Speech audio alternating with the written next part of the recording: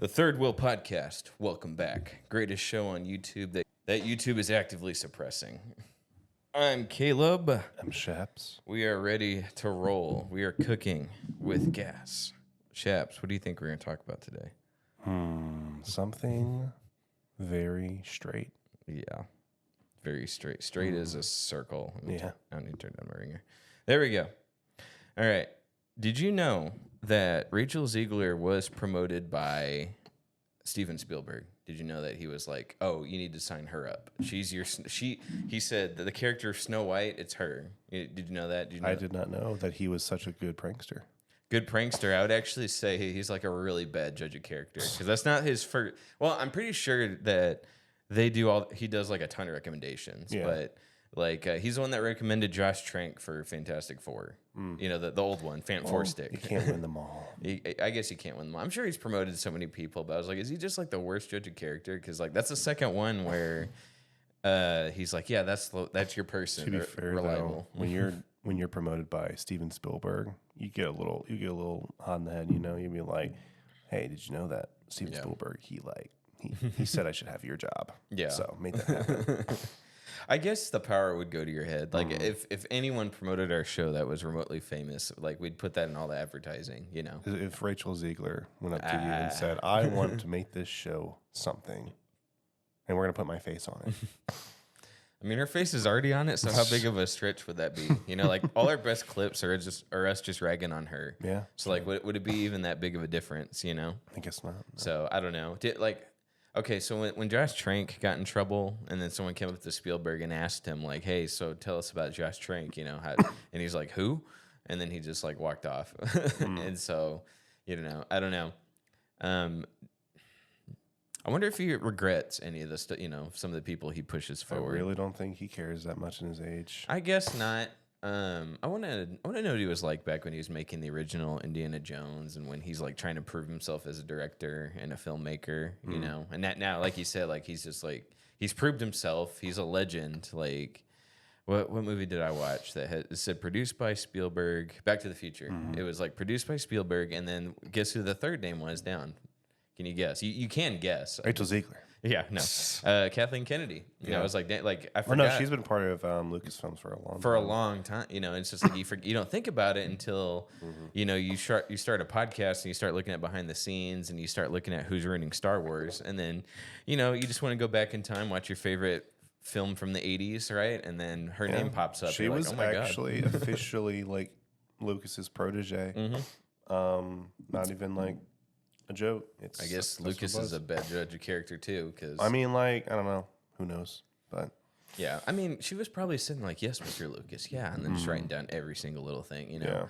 And then you know, whenever she bought or Disney bought, I know it wasn't her really, but you ask any executive, well, who's in charge of this? They'll be like, "Not me," you know. So, but you know, I know she didn't buy it, but I know that she probably was hyping up Lucas and you know, man, these are great ideas. And as soon as they bought Star Wars, she's just like, okay, we're done with your stuff. Because like, if you remember, during Force Awakens, he was supposed to be on board and helping make it, and then you know, I mean, they kind of like forced him out. He described it as a divorce and all that kind of stuff. Like, I don't know. I don't know what some of his original ideas were. I know he's kind of talked about it, but for the most part, he's, you know. So I don't know. Like, she's always been kind of a snake in the grass. a little bit. So, yeah. I wonder how she got the role of producer. Because if you look like the guy that killed the Nicolas Cage Superman movie, do you remember that movie? John Peters, I think his name. He's the producer. He's the one that was like, you know, oh, Superman needs to fight a polar bear. He needs to fight a giant spider. That guy. And it's like he was a hairdresser before. Like he was not in charge of these budgets or anything. Like and somehow just the hairdresser. His wife was like. I don't know if this is an explanation, but you always have to look at if there was a strike going on at the time, because then that most of the time that will like allow openings for promotions or just like people pulling double duties. So yeah, that's always something to look at. That's fair, because like if you think like, man, John Peters, like he really helped us out during the writer's strike or whatever it was called back then, and he was like, you know, man, like, and the movie got made and it made a lot of money. Let's do it. But I don't know, dude. also at the same time, some of these producers, they greenlight the dumbest things. Like the 2000s, man, like that was like some of the worst times for movies. I think there was like, have you heard of the movie What Women Want? I mean, I've heard of it. Mel Gibson movie where he gets struck by lightning and he can read women's minds. I was like, this is the dumbest idea for a film I've ever heard in my entire life. Like, and somebody, probably John Peters, or someone with the same brain as John Peters, it probably just passed the same collective hive mind. That's when all the rom-coms came out. Exactly, like the worst ideas possible. Like Freddie got fingered. Like, they made money though. I don't know, dude. Hats off to the original. I mean, they were like they were all rip-offs of each other, but they're still like technically original ideas. Except for like probably one gimmick. Like, you know how horror films are now, where like it's just one gimmick and they make a whole movie around it, make $1 billion. Yep. Rom-coms were the thing back then, where it's like, oh, we just need one gimmick. Mel Gibson can read minds.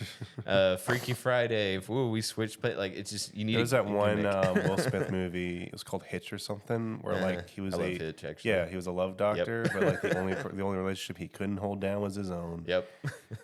A down on his luck, love doctor. You know, but you're right. Yeah, Who couldn't catch a break. Yeah. Now, is that, well, I guess Pursuit of Happiness was Will Smith's breakout movie. Yeah. Like his breakout performance. But yeah, there was a certain point where it was just like, we need Will Smith in everything. You know, like even the Suicide Squad movie. Like, it's just like, Will Smith. Put him in. Yeah. Now it's John Cena. Yeah, but I like that because, I mean, he's great. I love John Cena. But yeah, The Rock. Like, that's an example of like that in a bad way. Where it's just like, The Rock, The Rock, The Rock. And I had this discussion almost 10 years ago now with somebody while we were working in a prison, just sitting there like, we're bored, we're at the back gate.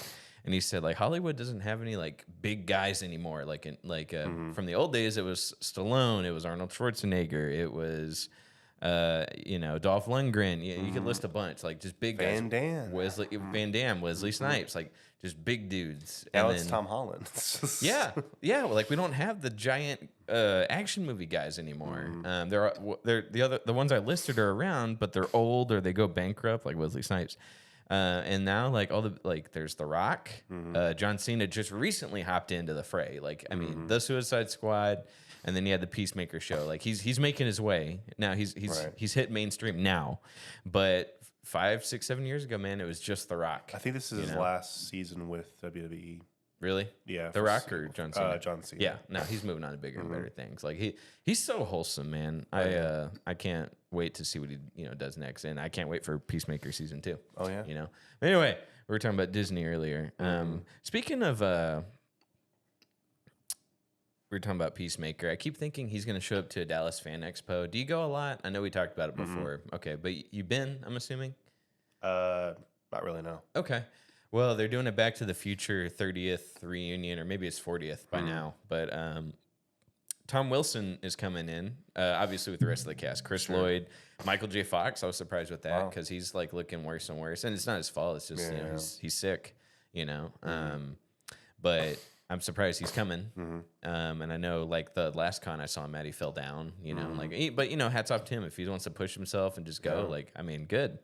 But Tom F. Wilson is the guy that played Biff, and I think I've mentioned before, he's played a ton of SpongeBob roles. He's done a lot of voiceover work, like Gargoyles, you know. So I'm gonna go pay to see him if I can, if we can afford it. But I'm gonna have Maddie paint all his SpongeBob characters. Like, he played the Tattletale Strangler, he played the Salty Spittoon Bouncer, he played Flats the Flounder, he played Patrick's dad. Like, wow, son, you recognize us this time. Like, that's him. He has a lot of range. That's crazy. Like he's great, you know. So like he's done so much voice acting, and I was watching an interview with him, or a podcast. He was on the Critical Drinkers podcast, and he was just like, what did he say? He's like, yeah, and I'm a regular on the Patrick Star Show and all that stuff. He's talking about voice acting and just like roles. I mean, obviously, you talk about Back to the Future, but good for him. Yeah, no, and I love him. He's so wholesome. He's got like the career I want. Like, he's got a YouTube channel. He doesn't have a podcast, but he does like what we're doing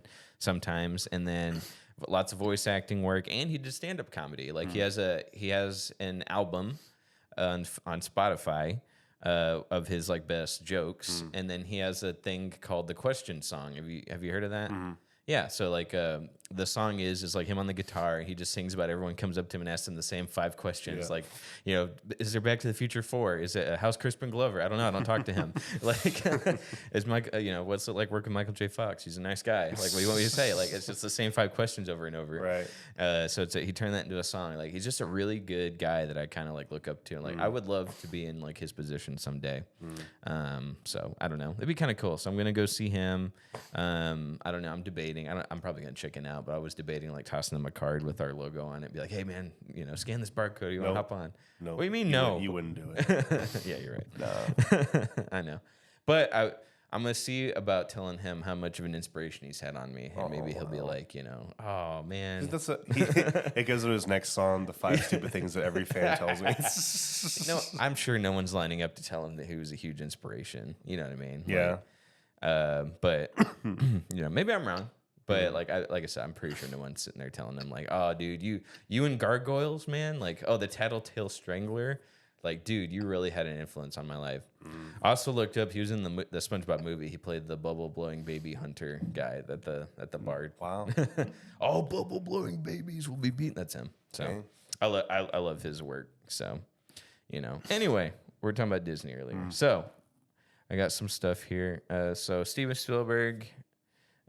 He's like hit and miss when it comes to recommending actors and stuff. And I wonder how many producers too he's boosted, you know, their careers. But okay, Snow White, it's looking like they're about to make a very soft weekend. Yeah. So it's been brutal for all movies recently. It's been predicted too, like you said. Let me post this real quick. All right. Snow White could see one of Disney's sleepiest opening weekends. Now, it was already predicted. I told you, like, they dropped how much they thought the movie was going to make. First, they were like 70 million. Then they're like, hey, actually, we think it's going to be less than that, like 50. Which is like... Yeah. Nothing. That's nothing. You know, because, like, the budget was 300. Especially after all the redone stuff. Like... So, actually, interesting fun fact. I guess this counts as a spoiler, but, like, legit... We're going to talk about this when we watch the movie. Like, the movie is nothing like the original Snow White. Like, it's not even the same story. Like, it's like, why did we do this? But what I'm hearing, interesting fun fact, the people that were going to be cast as the 7 dwarves initially, they're still in the movie. Did you hear that? No. They're in the movie, but they switched them to now they're bandits. So they didn't lose their role. Per se, like but they're not the 7 dwarfs anymore. They made them into criminals. They made them into criminals, and like now they're the 7 bandits or whatever. So that they're in the movie. I heard about 7 bandits. I didn't know it was the same actors. Yeah. Whoa. So they just moved them. So like, okay, I thought the reshoots were we just cut out the actors and we replaced them with CGI dwarfs. Like no, they straight up retooled the script in a lot of areas. And just kind of shove people. From what I heard, they only get like 1 or 2 lines each. Like, right, even. Sure. So it's like that sucks. Like one, like that. I thought they were out of a job, so I guess that's nice that they're not out of a job on a supposed to be blockbuster movie. You know, like allegedly this was supposed to be like, oh, we're about to kick off the spring. You know, like we're leading toward the summer. This is the big one. You know, right. And that's obviously not going to happen. So, dang. Yeah. But I thought that was interesting. Like, okay, I thought they were cut from the movie completely. And I think the rest of the world assumed that too. But it's I think, oh man. Yeah. I'd prefer, like, if they didn't show their face and they just got something else, you know? Well, you know, doors could open for them. Because, like, all doors are going to shut on Rachel Ziegler. Yeah. A lot of doors are going to shut for Mark Webb, sadly. Like, we're never going to get Amazing Spider-Man 3 from Mark Webb because of Snow White. Nothing else. Not because Sony is bad with it. Yeah. Not because Sony's bad at everything they do. But anyway, it's projected to rake in about $45 million this weekend, putting it on track to be one of Disney's sleepiest opening weekends yet. As of Friday midday, the beleaguered live-action remake of the 37 classic reaped $15.5 million across 4,200 North American theaters, including $3.5 million from Thursday night previews. Oh, so yeah, that's counting Friday. Now, it's not technically counting Friday night yet. It's not going to make 100. There's no way in heck it's going to make 100. So you think it's going to be less than 100? I think probably. It's not going to make more than Captain America, so it's probably going to be like 90. If that, I mean, like that's the max. Now, what do you think that is? Do you think that's bad press, or is it like maybe just no one cared? I think it's a literal sleeper. No pun intended. Like I think it's not advertised. It hasn't been advertised well enough. That's true. That's just coming out. Like it was kind of like a surprise. We're here now. Yeah. Like it was teased. Yeah. But that's what it was. It was teased a lot, and then like suddenly, oh, it's out. Go see it now. So like, I think they're gonna I think spring break is over, right? Or it's about to be over. Like this week was spring break. Yeah. So I think they were like 1 week behind to be or ahead, too far ahead, you know, because like that would have been a good moment, I think, to make a lot of money. But Yeah, for sure. but honestly, Any money. new movies are making money right now. Like I don't think there is like any like even the hits are like not doing great. Yeah, because like, but didn't Barbenheimer? I don't even think Oppenheimer made $1 billion. Like, don't get me wrong. Like, it was a accidental marketing thing where Barbie and Oppenheimer came out at the same time, and they both made a ton of money. Yeah. But I don't think Oppenheimer made $1 billion. I know Barbie did. Yeah. Or Oppenheimer. I don't know.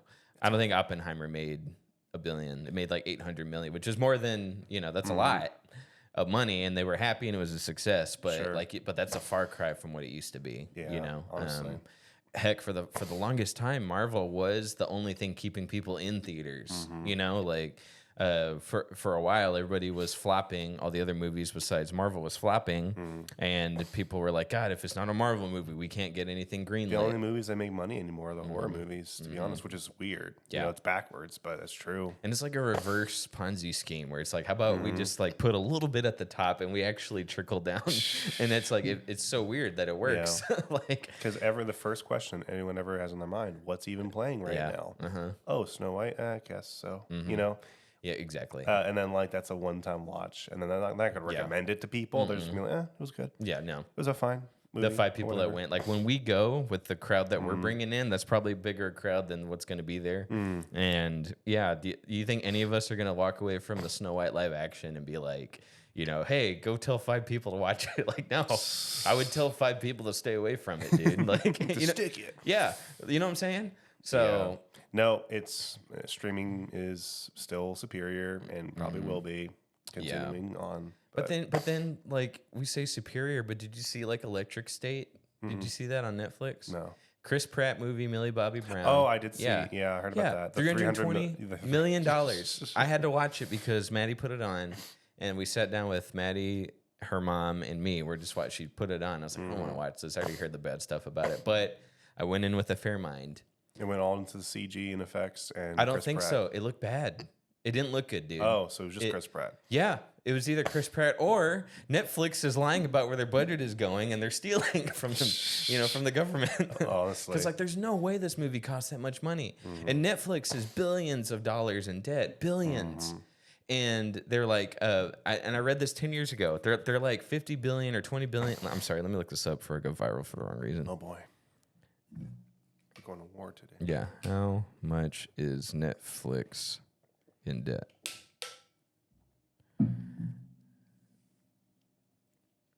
$14.1 billion of debt, okay, at the end of 2023.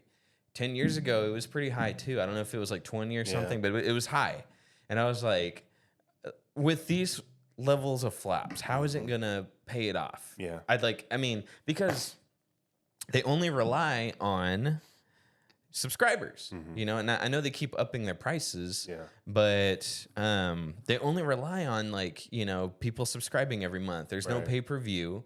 I think even when you turn on the Jake Paul fight with Mike Tyson, that made supposedly a lot of money, and that wasn't pay-per-view, which I'm happy about. That's great, but I was like, I don't know how they make their money per se, and I guess they're doing okay because they keep doing it. Well, they're desperate ploy to eliminate the multiple household clause, basically. So like that did work. Yeah, you remember we did an episode on that where it's like their subscriber count went up once they put in those restrictions, and still desperate move. It was desperate, but I guess it paid off. But like, how can they afford to waste this much money? But when they're billions in debt, I'd be scared to give a budget of $1 million. Now, was it featured on Netflix or was it a Netflix original? Netflix original. Wow. Electric State. Let me double check that. But yeah, I'm pretty sure it's in a Netflix original. The Electric State. Yep. Where to watch Netflix. Wow. Number 2 popular. And you know who directed it? The Russos, the guys that did Endgame and Infinity War. Dang. And it's like, what the heck? How far the mighty have fallen? And they're doing Avengers Doomsday. So and Secret Wars. So I'm like, okay, did they get lucky last time? It was just a really good script. But wait though, I looked it up too. The Electric State was written by the same guy who did those 2 Avengers films. So I'm like, what the heck's going on here? Like, they just asked him to literally make the Avengers again. Mm-hmm. Like, Probably. Make a game. Yeah. Make a game and put Chris Pratt in there. Right. We got 1/20th of the Avengers. But the budget balloon is so high. Like, why are studios? Netflix I'd count as a studio now. You know, like studios at Netflix. Yeah. Why would they put so much money into these budgets and the movies still look like crap? Like, what's the movie with Gareth Edwards or Gareth Evans? The one that you told me about that made it only cost like $15 million or something. It had a low budget sci-fi film, and it did better on streaming than it did in theaters. We talked about it, I think, a year ago. Oh, I don't remember. Look that up.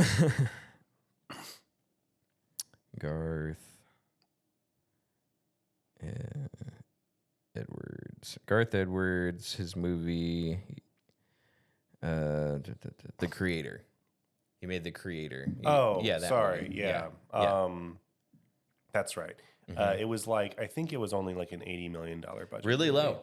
That's what I think these Marvel films should be now. You know, they should be like $80 million. They shouldn't be $300 million because like that's what the Marvels cost. And like, oh, we need $600 million or $500 million to break even. And they don't even do 100, like even $100 million at the box office. You know, Brave New World only barely surpassed the Marvels, by the way. Yeah. You know, like it did make more, probably because it didn't have 3 fight the power women in it. Right. But not much better, though, because it still had something else going on, some other social issues going on. But, yeah, why are budgets so high? I don't get it, because, like, you don't see where the money goes. Like, the Electric State CGI, it looks terrible. Yeah. Like, it's bad. Like, Mr. Peanut looks terrible. Like, it looks awful, you know? And, like, I know some people praise, like, the designs, like, the character designs. Like, yeah, the concept of their designs looks great. Like, but the CGI, it doesn't look real.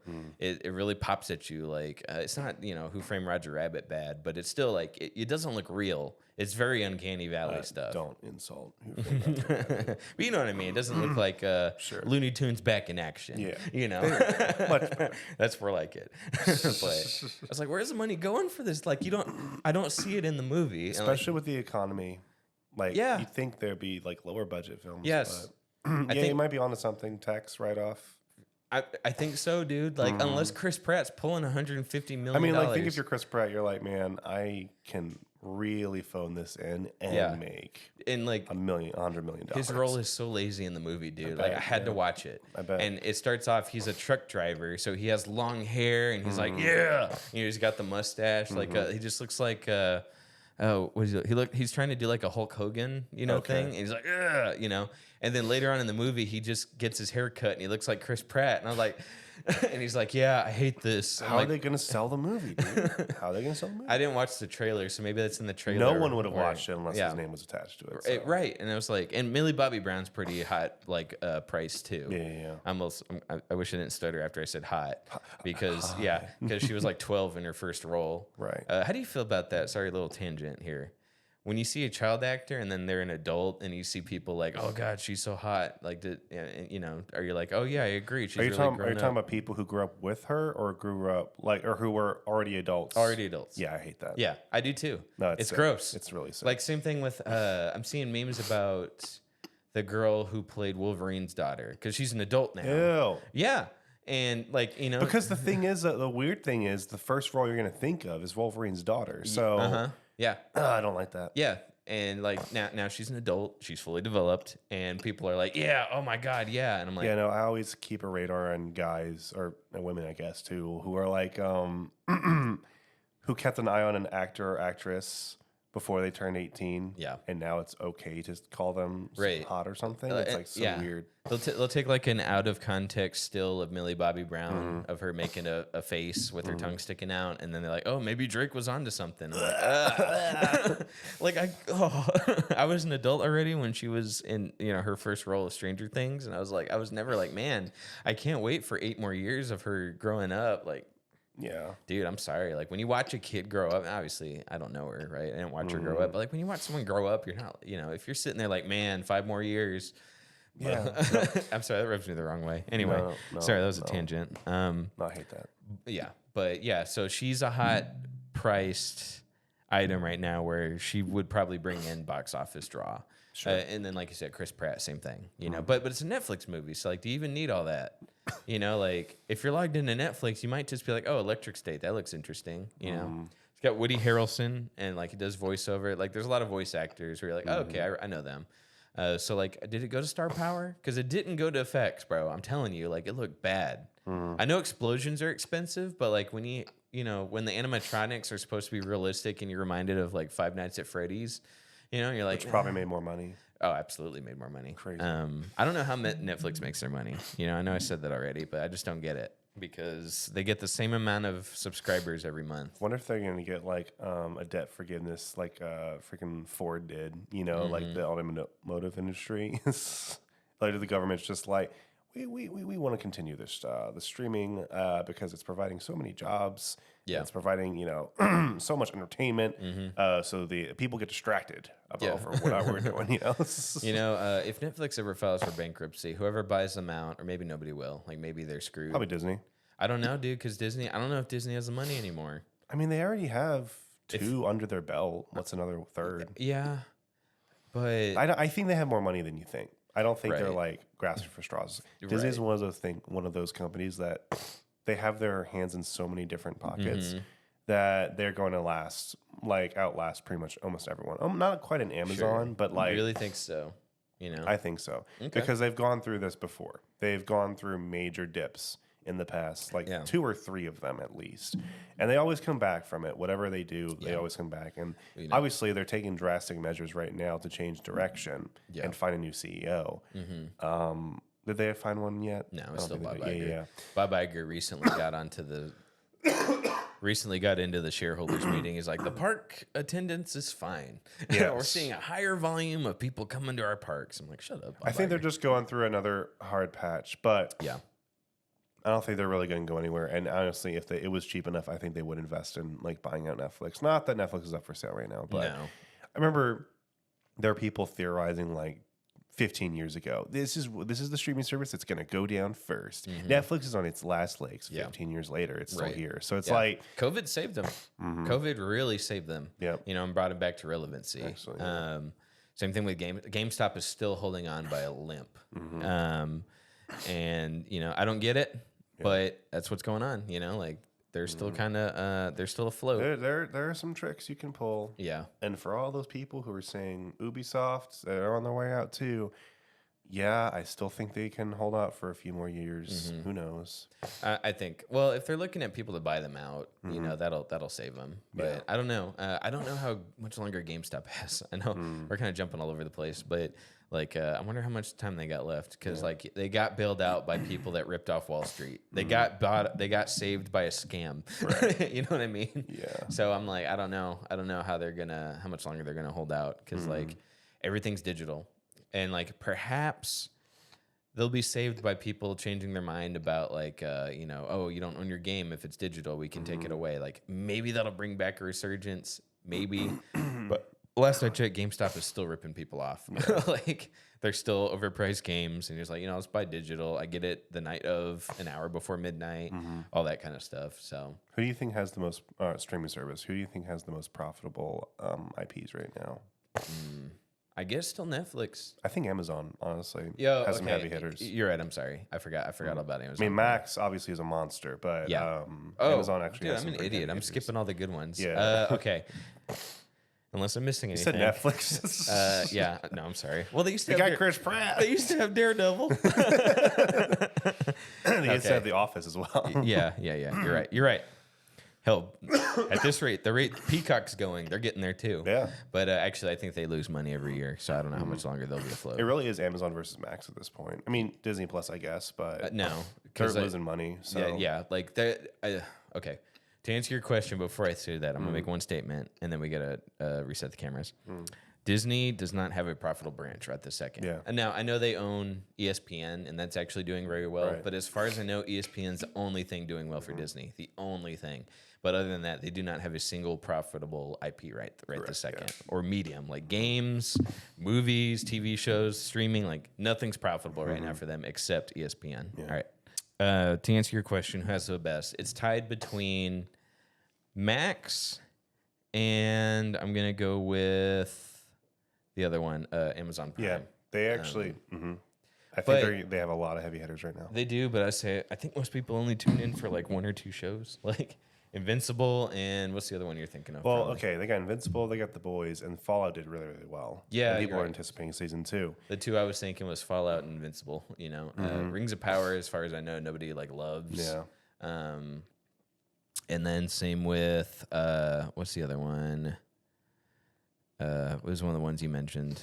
Oh, The Boys. The Boys is about to end. Whether you agree with me online or not, a lot of people don't agree with me. They think The Boys is still good for some reason. Yeah. It's got one season left, right? And I know they're trying to milk Gen V, but other than that, like once The Boys is done after the next season, so it's not going to be a heavy hitter anymore.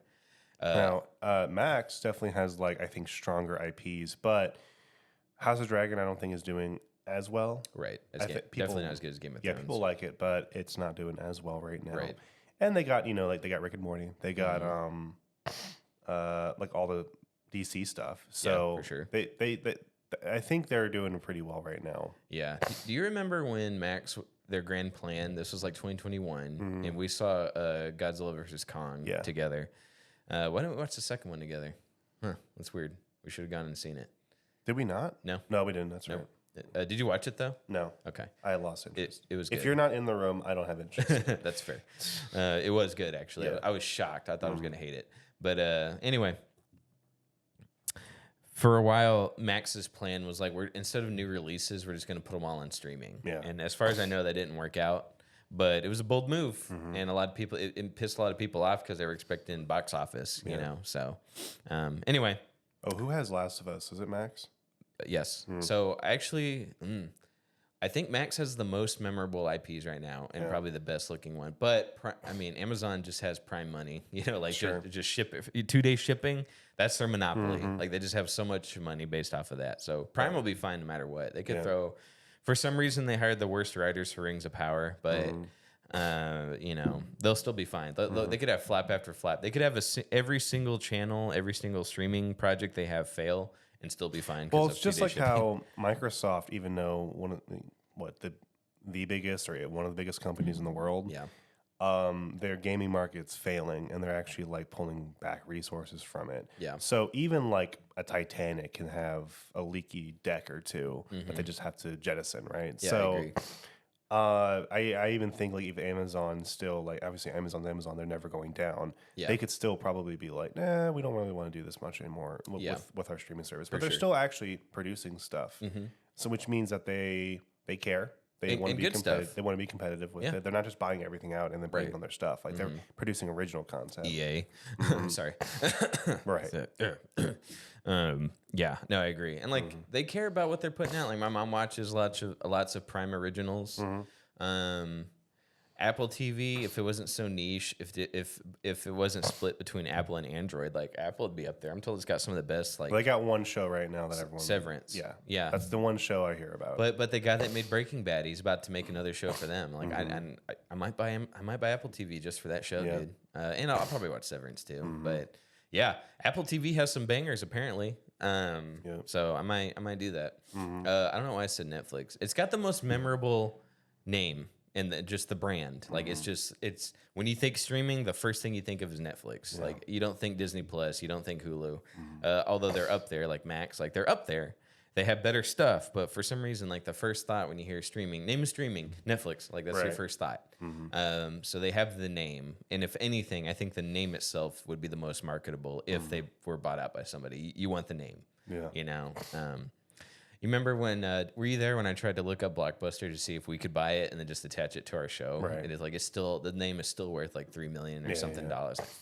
Like, we can put our money together. We can pull it I know together. we can take out a loan. Yeah. Actually, though, if we did take out a loan, do you think we could turn it and make it profitable?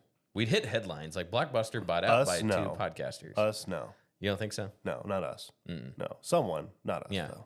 But you don't think enough people would we get articles written about us. You know what I mean? Like somebody would be like, Blockbuster just bought up by 2 guys in a library. Sure. You know what I mean? Do you think enough people would just hop on and be like, hey, and then we can make some minimum payments on the loan we took out? No. That's not how it works. How about that's our goal, though? That's our goal? That's our goal. Buy out Blockbuster? Yeah, buy Blockbuster's brand name. Okay. You know what I mean? That'd be kind of cool. That'd be a fun goal. Like if we got famous and we started making money consistently, my goal would be to buy buy Blockbuster. And now some jerk who saw me say that online will definitely do that. Like an investor is going to buy it before you, and then you're like, oh, I'll sell it to you for $10 million. That's our secret goal audience. If you watch this far, and if we get famous a couple years down the line, we have a GoFundMe. Let's buy Blockbuster. So that's not a bad idea. There was that show that went nowhere. It was like a show. It was on Netflix. It was called The Last Blockbuster. Yep. I don't think it went anywhere, but and it was such a funny concept. It was a good idea. It only had one season, and they canceled it. But it was the guy the Asian guy from the Ant-Man movies, the Asian police detective. What's his name? And he also did the fake Jim from The Office prank. Oh, I know who you're talking about. Yeah. He was the guy running the Blockbuster. I was like, it's a great idea for a concept, and it just never worked. I might log into Netflix and watch that, but too bad. Like, I don't get it. So Electric State gets $320 million budget, but not The Last Blockbuster. No, they get one season, they probably $100 per episode budget. Heck yeah. And so I don't know. I don't get it. But all right, that was another one on our list that we got down. Okay, Snow White is looking on track to fail. Yesterday was Friday, and halfway through the day, everyone's off for spring break. So perfect timing, and $15 million as of midday. Including Thursday night previews. Now, do you have budget report on what the movie has? Like how much it costs to make? It's got but it's going to be 300 minimum. Now, here's one of those things. I know the rule of thumb is that double for marketing. Do you think it seriously costs $300 million to market this thing? No. Yeah. But I will say the break-even point has to be at least 500. Oh, absolutely. So that's almost double, minus 100 million. Sure, you know what I mean? True. So close enough. But there's no way that the break-even point isn't $500 million, and it's not going to get that. And if it's looking on track for 45 million, and your prediction less than 100 million opening weekend, it's not going to make a dime. Yeah. Like I said, Bob Iger would be better off searching this parking lot out here for change, and then he's like, yes, we made money on Snow White. Yeah. So. Yeah, I'm excited. I'm so glad. I want this to be Marvel's. I'm sorry, not Marvel. I want this to be Disney's last. Hey, we need to change something. We can't keep doing this. They probably already know that. They're just like, well, this is. Well, that's the thing. You're probably right. They do know that, but it was like, what was I gonna say? If they would go backwards, like the old remakes, like when they did Aladdin, when they did Lion King, those made money. And it's like all they did was just remake the same exact movie live action. If they would just stick to that, I don't know what happened with Snow White, where they're like, no, we gotta go crazy on this one. We gotta defer from the main I actually source don't material. even hate that idea of changing stuff. Jungle Book did it. Yeah. Did you watch the Jungle Book remake? Okay, and then have you seen the original? Yeah. Totally different. And it was Jon Favreau. It was fantastic. Yeah, I don't think that's he also did Lion King. So yeah, but I don't think it's a bad idea. He was probably told, don't change it. Sure. Which is weird. Yeah. That is kind of weird. Like Lion King is something you don't touch. That's sacred, but Snow White isn't. I don't know. Apparently not. It's not 1937. Do you think the executives in the board, they're allowed to say, yeah, we know this is going to be bad, or do they have to 100% all the time say, we believe in all of our products? I think they have. Well, are you asking if they're contractually obligated to say that? Like that's the policy, right? Like in their heads, they know they're not. You can't accept in the Disney boardroom that this is going to be a big hit. I don't think it's going to be like a hit to us, I think it's an unspoken rule. I don't think it's in their contract. But think about everyone who's disowned their movie right before it came out and how bad it hurt the movie. Yeah. If they came out and said, hey, this was a bad idea, they've lost money. I mean, they're just their personal rooms where the's no press, like if that's even a conversation or if it's just we were excited to see the Snow White movie come out. I would love to be a fly on the wall in those meetings because I bet Bob Iger throws chairs. Yeah. Oh yeah. I would love like the South Park joke. Like how did you watch Enter the Panderverse? I can never find it. It's on Paramount. Yeah, I know. I just can never find it. Okay. Let's watch that when we're done with this. But no. I really think those South Park parodies of those boardroom meetings are actually how they go. Oh, I actually think those are realistic. They probably have a former executive giving them pointers. Right. No, I think they're just really good at calling out stuff. Yeah. And it's like, they're joking, but I was like, I think this is how it actually is. Like the fake Kathleen Kennedy comes in and put a chick in it, make her gay. I think that's real. Right. Honestly. Yeah. So yeah, no, I would love to be in those closet meetings where it's 5 people. Like where they sit there and like, they're screaming at each other. They're like, whose idea was this? It was Fred. Like, I would love to be in that meeting. I'll be Fred. I'll be the guy that pitched the idea and got yelled at just to know what it's like. You know, like I want to know, like I want to sneak a camera in there and just record Bob Iger screaming and throwing stuff at people, like, but no, I don't think it's contractual. I think it's, if you admit defeat, it hurts the bottom line. Definitely not contractual, but like, I feel like you would be thrown out if you were to say, hey, I don't think we're doing well here. No, probably not in the boardroom meetings. I think those are echo chambers, personally, until it flops. And it's like, okay, who do we fire? Zack Snyder. It was Zack Snyder's fault. Right.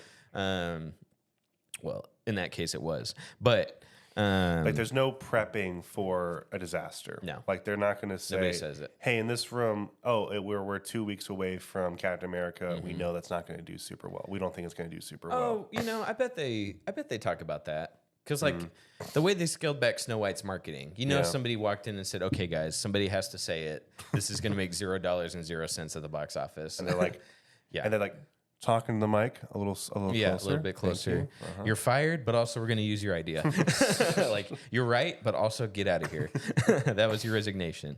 No, I think people do that. I think that's why they scaled back Snow White's marketing. Like, why waste money on a trailer when it's like, it's not going to do good? Like, why do that? So, like, I think the marketing budget is lower than, like you said, because they scaled back the marketing. But now there's no way it's not going to be a $500 million break-even point. So they have to do some marketing, but like they canceled the red carpet premiere, and they scaled back the one here in LA. Like, it was that's the thing I'm talking about. Yeah. When do they come to that decision? They're like, they have to know. Well, it's like, who says it? What is said? Do they just all give each other like the nod, or are they just like, hey, it's a crazy idea, but what if we cancel it? And did they have to put a spin on it, like a positive spin? Actually, this movie doesn't even need the premiere. We have faith in it. Like, that's what they did too. Yeah. Like, oh, this is a marketing tactic. we don't want the press there. Right.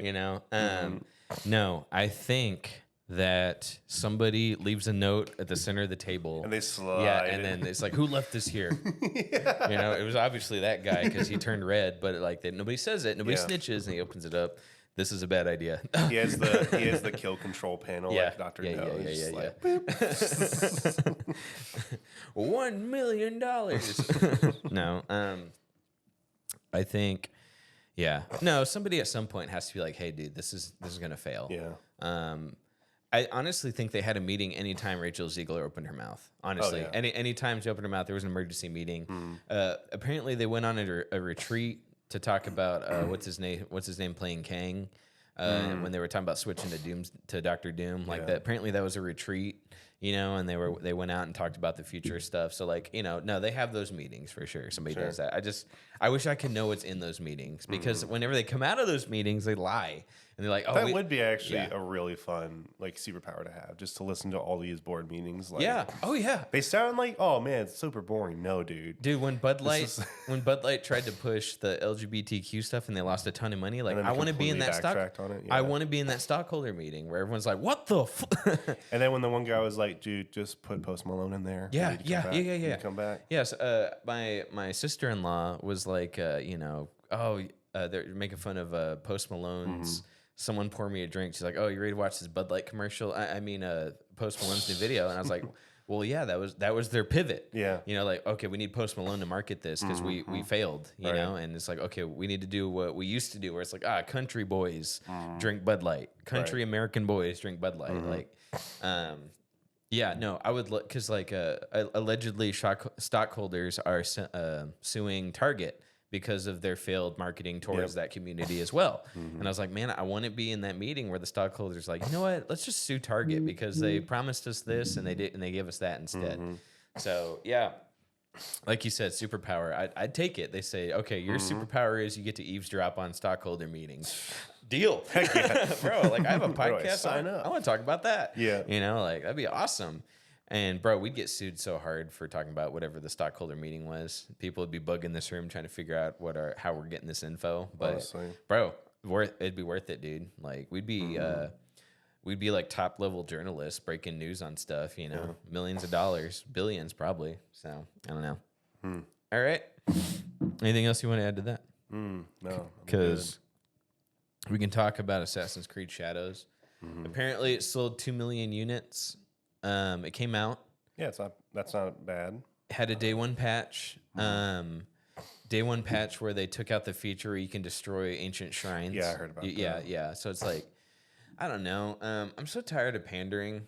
So I actually had a slight rebuttal to that. For those who don't know, essentially, yeah, you can like Caleb said, destroy shrines in Japan. Then there was a big outrage over it. But big outrage is kind of like, I think it's like pushing it because basically it all came from, I think it was a senator in Japan who spoke out against it. But then like if you dive deep into it, a lot of them just try to get attention. Yeah. Whenever, because apparently anyone can talk whenever they, like in that particular meeting that you saw.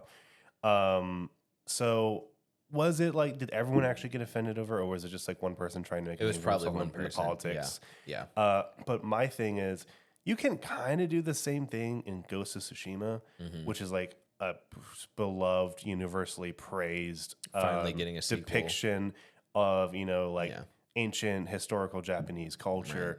Basically the same thing. And you can't necessarily go around kicking things over, but like there's destruction, you know, in it, and you can spill blood in temples, and no one really cared about that. Yeah. It's just that let's find one more thing to criticize Ubisoft on. And they did make someone made a good rebuttal on like how there's actual like shrines you have to pray to and show respect to. So it's like, yeah, I didn't buy it necessarily. Right. I get how I could be offensive if they were offensive about it. I just don't think they went out. Where you like draw graffiti on it. Yeah, you know, exactly. Which I'm like, okay, yeah, given the climate right now where people just do that, they go to Japan, that's an actual problem. So I get that, but at the same time, I don't think that was like a negative example of it. Right.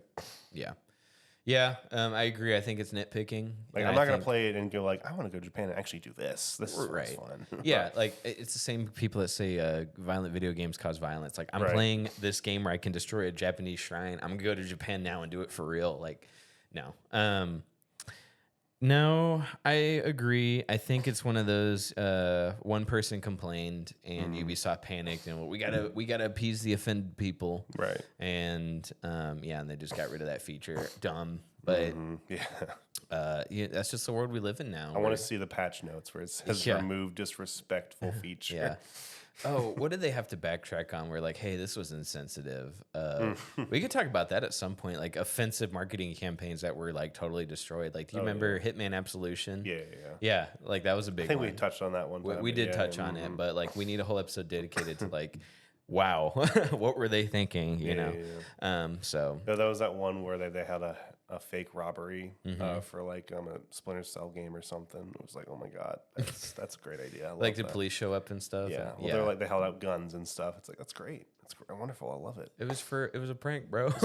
Yeah, social experiment. You remember that? Yeah. Well, we had a recent social experiment with what's his name, the fat guy that lost weight overnight. Oh yeah. Yeah, he's like, this was a crazy social experiment. I was like, oh, those two words just took me out of the video. Oh, I have enough. I don't think we have enough time. I finally watched that video on Wings of Redemption. I'm caught up now on his arc. Okay. We don't have enough time, but hold on. Down the Rabbit Hole. You watched that video? It was a Patrick CC video, so I don't know if it was okay. But yeah, Down the Rabbit Hole is its own thing. It's like Patrick CC. Gotcha. Okay, cool. What do you think? Where did the story cut off at? Because it cut off. It wasn't. He didn't mention the fight with Boogie. Okay. So I watched that. That was so bad. It cut off around the part where I think he was. It was right after he had his big breakdown moment when he was getting stream sniped. I can't. Yeah. He's like, hold up. Yeah. Hold up. Look here. Listen. And now it's saying they showed like him. He actually kind of like leaned into it a little bit more, so he actually will do that for views now. But sure, like that's what he should be doing. No, it's fun. He found his moment, dude. He finally did. Yeah, well, I mean, because he was I'm not saying OG YouTuber like Boogie or anything, but he's been around for a minute. Was he not popular until that moment, or was he popular? He's almost got like a Boogie story where he got real famous for being a really early YouTuber, and then just like I'm sure Patrick CC covered his downfall. Like he just had his breakdowns that really drove his audience away. Right. And the last time I saw him was like 2018, like the Down the Rabbit Hole video where it cuts off, where he talks about going to Mexico to get a surgery. Did they talk about that? Yeah, he talked about that. Yeah, so that's kind of where the story ended, because in 2018 he supposedly got the surgery and lost 200 pounds, but like nothing happened. Nothing happened. Yeah, and he still fought Boogie pound for pound. Like he looks the exact same. Right. But Boogie had a failed gastric bypass surgery, so he got the surgery, but he didn't change his life, and the surgery failed. The gastric sleeve broke or whatever. I'm Wings is a liar too. So maybe he got the surgery, but maybe he didn't. But he didn't lose weight. So I'm willing to bet like the surgery failed because he didn't change his lifestyle habits. Like, gotcha. So anyway, the story cut off where he raised the money to get the surgery, and that's where it ended, because that's where the story ended. Gotcha. So where did it go from there after Mexico? Basically it was more just like, nothing's really changed. Yeah. But Patrick CC, I think, was just like saying like maybe he should look into getting a real job, just like Boogie, honestly. Just like Boogie. But he has the we same already know Boogie. They're never going to do it. Nope. So, But is he making money? Because he's still. I actually don't know. He's still streaming. He's probably doing better than Boogie, to be honest. Yeah, because like you said, Wings like is trying to lean into it more, which Boogie. Yeah, no, Boogie's not like no. He's a loser, like legit, like just a loser. Right. So I don't know. And Boogie, I still want.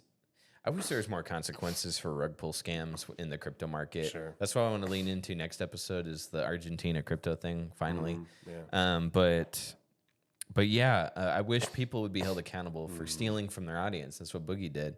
I bet Wings did it too. I guess Patrick CC would have covered it if he did. Yeah. Because it's such an easy scam to pull. You know, I've talked to you. He's like, man, we could pull one. You know, you're like, bro, don't you think about it. Like, bro, I'm not gonna do it. I'm just talking about it. No, we're going to do it wrong. That's the problem. As I know, we're going to be the few people who do it wrong. Is there a way to do it right, Shaps? Yeah, dude. Obviously. Yeah. I mean, like, some people. What's her name? Got a slap on the wrist. I don't think she's good. Haktua, is she still facing consequences?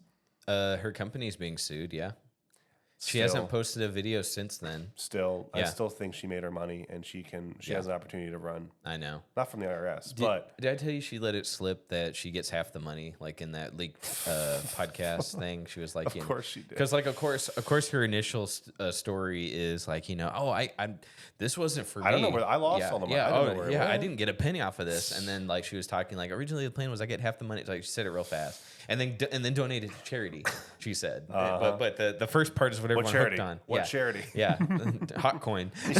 Yeah, but she let it slip. The first part everyone focused on. I get half the money. I was like, okay, there it is. God, we gotta save that for next episode. That's gonna be the topic, money. Yeah. But yeah. I hope, I even want Boogie to not, I don't want anyone to suck at life. You know what I mean? Like, I would like it if Boogie would turn his life around. It sounds like Wings is trying to do that, but like, I don't want people to, except Disney, I don't want people to fail. Yeah. The only time I want you to fail is if it's a good learning opportunity. Sure. Like, I want Disney to keep failing so they learn. I want Marvel to keep failing. Hilarious. Yeah. Dude. The Marvels was one of my favorite stories of all time. Not the movie. No. Everything surrounding the movie. I think it was Matt, who's been on the show, Matt B, not my brother. He talked about how like Marvel's the plot was basically the plot from Spaceballs, where the bad guys are trying to steal everyone's air. They're trying to steal everyone's sun. It's like hilarious. Are they gonna turn suck to blow? No, they're strong. It's my secret cap. It's always set to blow. So I don't know. Can't top that. Yeah, no, for sure. Well, maybe we should end the episode on a high note. Honestly, no, we got 5 minutes left. Okay. Anything fun happened this week, Shaps? I think we covered everything. The Wings thing. What got you on the Wings video? I just like to watch random long-winded videos on drives. I hate those. Well, on drives, sure. Sure. Well, I mean, like, I watched some Sunny V2 because I know you said you like how short form it is. Yeah. But actually, my criticism is that it always gets interesting at the very end. And it's too short for me. So, like, I actually like the longer, more like 20 to 30-minute ones. I don't feel that way about Sunny, but you know who I do feel that way about is Ray William Johnson. So, do you watch any of his like shorts? I know who he is, but yeah. Yeah, but like he does like 8-minute long videos of like really interesting stories, and sometimes not all of them. A lot of them are very interesting, and I keep watching. But like he did one on Hawk to a Girl, and the part he did 7 minutes of the part everybody already knows, which is she got famous on the short. And then her podcast, like he did 7 minutes setting up the actual part we wanted to hear. Sure. Then the last minute was, and then she did a rug pull. That's it. Like, it was real, I was like, like he does that sometimes. So what you're describing with Sunny is what Ray does on some of his really interesting stories. Yeah. He did the same thing with the guy from That 70s Show, Danny Masterson, who got in trouble. Like the part where he got in trouble was like the last minute of his video. But you know, everyone's a critic. Who am I to criticize someone who's vastly more successful than I am or may ever be? I don't know. So sure, just claim he stole your idea. That's all. Yeah, for real. Equals 3. That was me. So I don't know. But yeah. Did I tell you about Wings before you watched that video? Like I think I made you aware of who he was before that. You did tell me about him, and then he just kind of popped up. I was like, wow, this is actually a really entertaining story. It is, dude. His breakdown. Did you watch the one where he challenged that one YouTuber to a Call of Duty match? Yes, and then got destroyed. Yeah, and then he's like, I broke my controller. He's like, you broke your controller. Don't laugh at me. It's very interesting. Okay, so if Patrick CC did a video, guys, like go watch it. Like what Patrick CC's video on Wings of Redemption. Really fat guy. He looks like Boogie, except he's bald, and actually, in a lot of ways, more pathetic than Boogie. Dude, I was so entertained. Yeah. Oh my gosh, it was so funny. Like his breakdown, I parodied his breakdown when we finished book 5 of Harry Potter. Did you see that short? I can't do it. I can't. Listen. Yeah, look here. Look, listen. That's so good. Dude, but then, like in that 1v1. He rigged it so heavily in his favor, and he still lost. He didn't just lose; he got demolished. And it was on U.S. servers, so that it would actually put his opponent at a disadvantage because he was in the UK. Yeah. So there was latency on his end, and he still beat him. Yeah. And the whole time he's like, "I'm telling you, he's on his belly somewhere. He's camping, even though he's famous for camping." That's literally what he says. He's like, famous, I'm a camper. Yeah, he's famous for camping. He's getting on to the UK guy like, "Oh, he's on his belly somewhere." He's like, no, he's moving. I'm telling you. You know, like I'm looking at his camera. Yeah. I don't mean this as a mean way. He has such a funny way of talking. Yeah. I love it. His look here, look, listen is iconic at this point. Yeah. Look here, look, listen. I think I watched that video when I met you around that same time. Almost around that same time when I met you. So like that's when that video was out. So go watch like Patrick CC's video on Wings of Redemption, or go watch the Down the Rabbit Hole. You get the gist of it. I'll watch the whole story again. Yeah, Patrick CC's probably the most probably got the most context now because more stuff's happened since then apparently. So did you watch the Wings of Redemption fight with him and Boogie? Not the full thing, no. Okay, I actually had in my queue, but it's really short, man. Really, like it's short because they have no energy. No, because Boogie didn't prepare for it. So yeah, he's the one without any energy. Like Wings prepared. Like he bought a punching bag and he practiced on it. Like that's not enough for like a professional boxer would be like come on, dude. That's like baby steps. But he prepared. Like he was practicing on a bag, and Wings didn't do any of that. And so the whole I don't want to spoil the fight if you want to watch it, but Boogie taps out like immediately. It's real short, man. Just watch it. We'll watch it in the break. Let's do that. That's typical. Yeah, sure. Yeah, let's do that. So anyway, that's it. That's an hour, guys. I hope you were entertained. I hope you guys enjoy it. Anything you want to say, Shabs? You want to say bye to anybody? Listen. Look here. Look. Listen. If you want to 1v1 me, I tell you, if you start getting on your belly, you start camping me, we're gonna have some problems. Yeah. Look here. Look. Listen. We'll see you next time.